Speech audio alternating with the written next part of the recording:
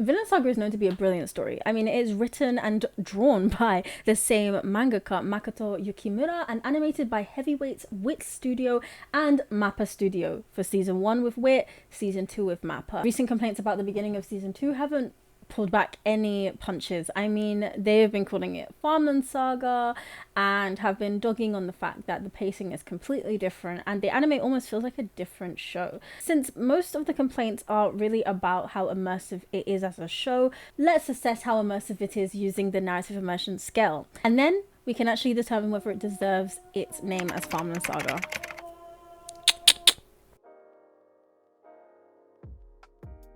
So we want to know how immersive Vinland Saga is. Well, let's summarize what Vinland Saga is first, shall we? Spoilers ahead, obviously. So the Vinland Saga anime is based on a manga published by Kodansha set in somewhere in the 10th, is it 11th century AD in England and Denmark. This is my own personal summary of it, because, you know, we don't steal from Wikipedia. Season 1 is basically about the journey of a boy, Thorfinn, trying to kill a Viking who killed his father, Asgard. He becomes stronger and more vicious alongside the Vikings until Asgard dies to someone else's hands, Canute, the soon-to-be king. Very dramatic, very action-packed, very intense, very amazing. Fucking shit. It's such a good show. Can't even express how much I love Vinland Saga. Okay, season 2, Thorfinn mourns Asgard and suffers night terrors as he is soon enslaved, all before he meets Einar, a man who lost his family to the Vikings, or to war basically, who becomes the friend that helps him find himself as someone who will advocate for peace and create a peaceful land. Vinland, that's the whole the name, you see, Vinland Saga. The whole point is for them to go and make a peaceful land without wars that has plagued his life. We meet on they always said it in the weirdest way in the anime. They literally said her name, Arnheid. Like, bro, that ain't her name. This is how you pronounce her name. Arnheid. Yeah, so we meet her. We meet Canute, the king. We also meet Hebby,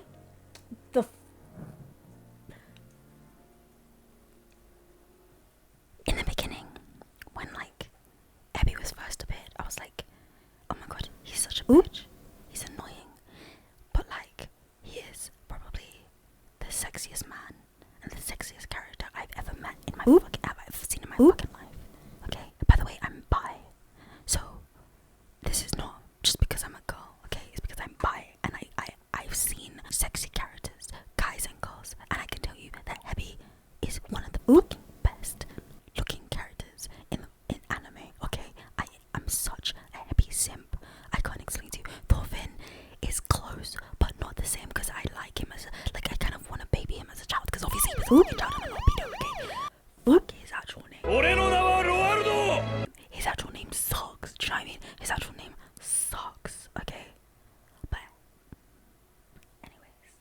anyways. Basically, it's a captivating seinen with some shonen elements about war, loss, political power, and peace. It's like an anime or Japanese twist on the Vikings. I mean, I love it so much. I really do. The plot is solid. It's easy to follow. The character arcs are really interesting. I mean, you see so much change in Thorfinn from the very beginning. You know, you see how he is a son and he's very loving, very sweet, very wholesome, to something that is played, a guy who plays by revenge, to someone who's lost everything in his meaning of life when Askeled is killed by somebody else, and then you see him change and traumatized as somebody who is really sad and really pained by what's happened and has no will to live, at least he thinks, until he has an interaction with Hebby and learns from Einar that he actually does want to live, and then he works with Einar to get the farm, somebody who is comforted by his friend and wants to do the right thing, then somebody who's a pacifist because he's like, I hate violence, and then changes his mind to say violence is necessary when it is necessary, but I will run as far as I can before I ever actually put my hands on someone. Voice actors Ketil, ooh, spicy character. I did not like what he was doing near the end of the show. No, I did not. But his voice acting, very good, very intense. Like Thorfinn as well, you know, Einar's good as well. Arnheid was really good too. I loved her. But yeah, Ketil, I think Ketil, like when he broke down, that really, I felt so many things when I heard his voice. So that was good. Art and animation, sometimes they would like pull out the best sakuga you've ever seen. Like defined the word Sakuga. Mappa fucking, ooh, Mappa did not stop, bro. You'd be watching it, and then all of a sudden they'd be fighting, which is not common in season 2, right? So they'd be fighting, it's a big thing, right? And then the camera would flip around and you'd be like, playing gymnastics over here. Yeah, it was really good. Yeah, only thing, I guess the pacing could be slightly better. Yeah, the part with Arnheid was a bit long. Just listen, I'm not heartless, but it was like 5 episodes. Could be like, come on, with the husband dying and everything, and her dying, like it took so long for that whole arc to end, which was, it was sad. Obviously it was sad, but like I just got slightly tired and sick of it. Especially because, like, I'm watching weekly, okay? I'm watching every single week. I'm not waiting on a Monday, sitting all excited, getting good food, just sitting ready to watch Vinland Saga, to see this girl cry about her dead child again. I'm so sorry. I got sick of it. That's basically my review of the show. Really great show. I honestly, 9 out of 10. Personally. But let's go to the score, because that's what you guys are here for. So if you don't know what narrative immersion is, well, watch my video. And if you don't want to watch my video right now, then here's a quick summary. Narrative immersion is a way to measure our engagement with fictional media. Narrative immersion can be broken down into 2 subsections, transportation and identification, and that is based on evidence made by yours truly and other psychology studies. I have then taken this information and put it into a scale. Half of the points go to transportation and the other half go to identification. And it creates this kind of score that we can use. This score is pretty subjective, but I would urge you to challenge me in the comments if you have a problem about that. And then you comment, and then you're already in the comments, and you're adding to my brilliance. Thank you. I'm gonna ignore your comment. I'm joking. So how immersive is Vinland Saga? I mean, you know I love it, you know I love the show, but does that mean it's narratively immersive? No, not at all. It doesn't mean that at all. I could just be crazy and loving something that isn't actually that good. So let's see this objectively, or as objectively as I can. Does Vinland Saga transport you into the world? How is the transportation aspect of the narrative? Well, pretty darn good. I mean, honestly, I'd say it's near perfect. With transportation, we're talking about inside world, we're talking about outside world, abilities and skills, events, and how attention grabbing it is. And in terms of the inside world and the outside world, I mean, we saw the changing of POVs from the farm to Canute's palace. Those kind of things really helped. We saw the internal palace, we saw the people around it on the dock, we saw what was going on, even hit Canute's head, and even with Canute's family and the brother that he murdered, which really made me sad because I like Canute as a character, but he did something like almost like unforgivable, right? At events and what was going on with that, with the money, with the blackmail that we're going to use for Ketil. We also saw what was going on in the farm. So we saw Ketil with Arnheid and his wife. We saw how Hebi was leading. We saw the old Dagnasana, you know, the old master.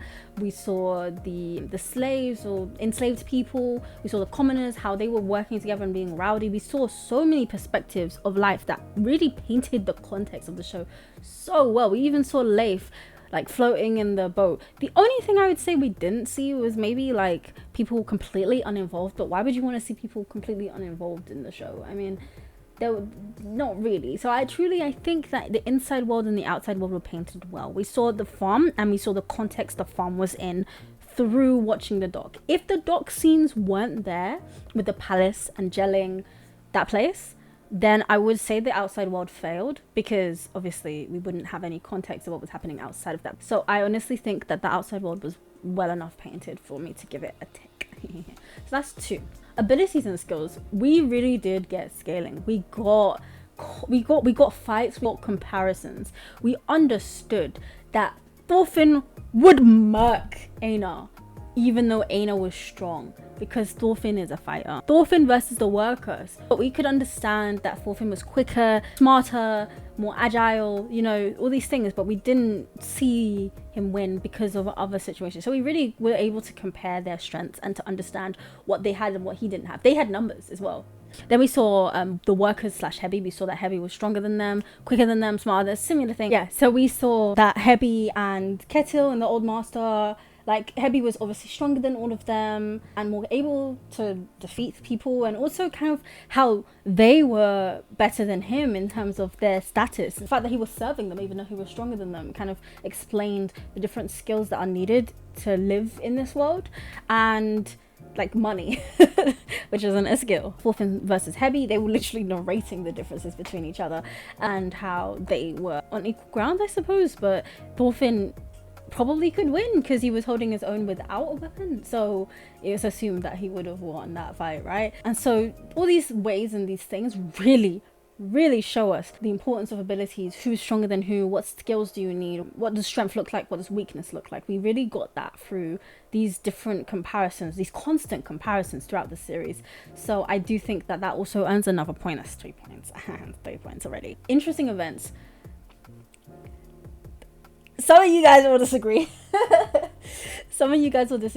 But there were many interesting events. The best events were Arnheid's husband and the farm war. Those were just so big, so complex. The beginning, it was slower, yes. The events were more like overcoming emotions and overcoming trauma, so they weren't exactly events. So I do agree that it was less interesting. Like, the events weren't as interesting, but honestly, Arnheid's husband and the war were so crucial, and also Leif coming back to Thorfinn was so interesting and eventful and jam-packed that I think that maybe I'll give it a 0.5. Is that allowed? It's my score. It's allowed.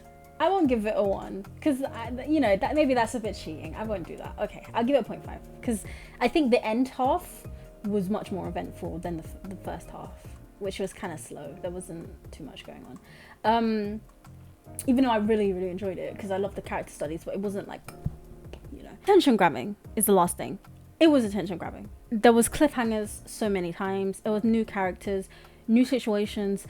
You didn't know what was going to happen. You didn't know where Thorfinn was going to go. You didn't know whether Einar was going to like him. I mean, you kind of did, but you didn't know when it would happen, how it would happen. You didn't know if someone was going to die. You didn't know, what the outcome of the husband thing was, what the war was going to end up like. I was spending the whole the whole season, wondering what is Thorfinn gonna do next. Like, how is he going to move from this? I think it grabbed my attention enough. Even the slow bits, it was engaging in more of a character study way. Honestly, I think with how many cliffhangers there were, how many new characters, new situations, like Canute's whole journey, his trauma, learning about that, I think there weren't events that were going on that were interesting, but it was attention grabbing. So I'm gonna give it a 1. Okay, bear with me. Gonna give it a 1. Okay, yeah. So that's 4.5 out of 5. Some people might argue it's more like 3. I would say die, but no. So let's go to the identification side of things. So in terms of identification, we're talking MC, side characters, villain/conflicts, motifs/themes, and whether it was emotionally engaging. So in terms of that, let's go MC first. I don't even need to tell you that Thorfinn's an interesting character, so let's move on from that. Then there's the side characters. This is where it kind of takes a bit of a hit again, because it's not like every character was not interesting, but I would say at least half of them were obvious plot devices. Like, Arnheid became a plot device. I mean, it was so obvious that, like, with her being a woman, it was supposed to show, women are affected by war too, and it was good, it was well told, but it was very obvious the plot device, and I think that takes away from it. Einar is also kind of like plot devicey. He's got depth, but he's kind of more the innocent guy who is helping Thorfinn be morally correct and also like being his friend, and so he is complicated, but not enough to not feel like a plot device, because he still feels like one. Even when he was talking to Canute and him and Thorfinn were there, Einar was obviously angry on behalf of his family and stuff, but it felt like a bit, he's there to be the angry guy, he's there to be the moral compass between the two, and it just didn't feel real. Like, so that kind of hurt it as well. Ketil is also kind of he's like half. But what really makes me, again, I'm a little bit of a cheater. I know I'm biased. I'm trying. But what makes me give this a 0.5 and not a 0, like a nothing, is because of Canute. That episode with Canute, it made the side characters just infinitely more interesting. And honestly, Hebi is also like a plot device, but it's not clear what it is. And same with the old man. So there's basically, what I'm trying to say is there are a few side characters that are like plot devices, and there are a few side characters that are not like plot devices. And among one of the characters that are not like plot devices, Canute is there with his whole episode, his whole trauma, everything that's going on. And so I truly think that there's too much on both sides to say that it's either like really good side characters or really bad side characters. So I'm giving it a 0.5 because truly, like, that episode with Canute changed everything. I'm not gonna lie, it just changed everything. So the villains, I mean, then there's Canute, there's Ketil, there's the nightmares, and there's not understanding one another. So in the beginning it was about Einar and Thorfinn just not getting each other. Then it's about the nightmares that were also plaguing Thorfinn, about Einar thinking about killing the bitch. Oh my god, I would have killed him. Then there was like Ketil near the end, there's Canute near the end, and Ormar near the end, or middle. I think Ormar was just a bit of a yikes character. All these villains and conflicts were different, but they also kind of merged together to bring this really good conflicts and tension inside of the show. Then the motifs and themes, I mean, trauma, powerlessness, trust. That's what I've written down. Trauma, powerlessness, trust. The trauma from death, fighting, powerlessness of how do we have peace with all this war, and the trust between Einar and Thorfinn, between Ketil and Arnheid. He wanted to kill her because she's pregnant with her husband's son or baby. Like he doesn't trust her or himself. It was just a lot about trust, I think, that we realized that he doesn't have trust in himself anymore to not kill her. Then emotionally engaging. Was it emotionally engaging? Well, Einar losing his family was certainly emotionally engaging. I don't know about you. Thorfinn's nightmare is really intense. Arneid's story was really heart-wrenching. Leif trying to find Thorfinn for the 50th time and then finally finding him. I was so happy they didn't really touch much on it, which really annoyed me because I was so excited. I was like, oh my god, are they gonna hug her? It was definitely an emotionally engaging anime for sure. So overall, if you can count, which I hope you can, that 4.5 and 4.5 equals to 9. 9. That's a 9 out of 10. I really think it is a 9 out of 10 in terms of immersion. The only thing it lacked in was the side characters and maybe the interesting events. Just to clarify, I'm rating the second season. Second season is 9 out of 10. First season, maybe 10 out of 10 in terms of immersion. Maybe. I don't know. I haven't seen it in a while. That's the score. Too high? Well, too bad. If you want to do one thing, then subscribe. And thank you. Yeah. So, you know, like, Janne, annyeong. Yeah. Hebi could get it.